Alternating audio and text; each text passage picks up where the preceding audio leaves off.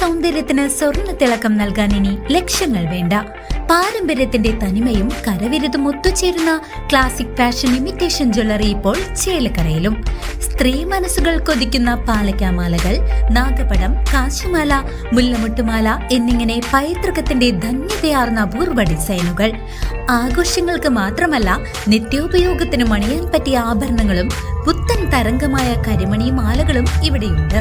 വിശ്വസ്തയുടെ അടയാളമായി ഓരോ ആഭരണത്തിനും 6 മാസത്തെ ഗ്യാരണ്ടി ഞങ്ങൾ ഉറപ്പു നൽകുന്നു. കുട്ടികൾക്കായി പ്രത്യേക ശേഖരവും ട്രെൻഡി നെക്ലേസുകളും പാദസരങ്ങളും ഇവിടെ ഒരുക്കിയിട്ടുണ്ട്.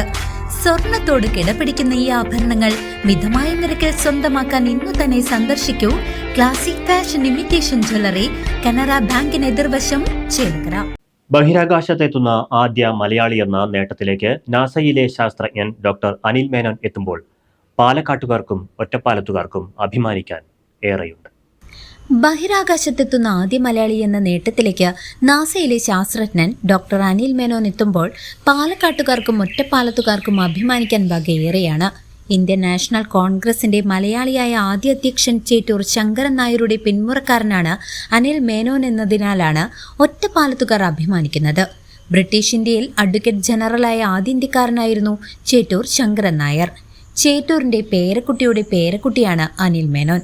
8 മാസം നീളുന്ന ദൗത്യത്തിനാണ് അനിൽ മേനോൻ ഉൾപ്പെട്ട സംഘം കസാക്കിസ്ഥാനിലെ ബൈക്കോനൂർ കോസ്മോഡ്രോമിൽ നിന്നും റഷ്യയുടെ സോയിസ് MS-29 പേടകത്തിൽ ചൊവ്വാഴ്ച യാത്ര പുറപ്പെടുന്നത്. 8 മാസത്തോളം അനിൽ ബഹിരാകാശത്തുണ്ടാകും. അനിൽ ലോകത്തിന്റെ നെറുകെ എത്തുന്നതിൽ ഒറ്റപ്പാലത്തുകാർ ഏറെ അഭിമാനിക്കുന്നതായി ചേറ്റൂർ ശങ്കരൻ നായർ സ്മാരക ട്രസ്റ്റ് സെക്രട്ടറി ചിത്രേഷ് നായർ പറഞ്ഞു. വളരെ സന്തോഷം.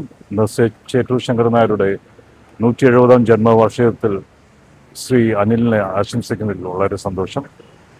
അദ്ദേഹം ഒറ്റപ്പാലത്തുകാരനാണ് എന്ന് ഇതിൽ ഞങ്ങൾ അഭിമാനിക്കുന്നു. ഒറ്റപ്പാലം മാത്രമല്ല, കേരളയും ഇന്ത്യയും അദ്ദേഹത്തിൻ്റെ പേരിൽ നിന്ന് അഭിമാനം കൊള്ളുകയാണ്.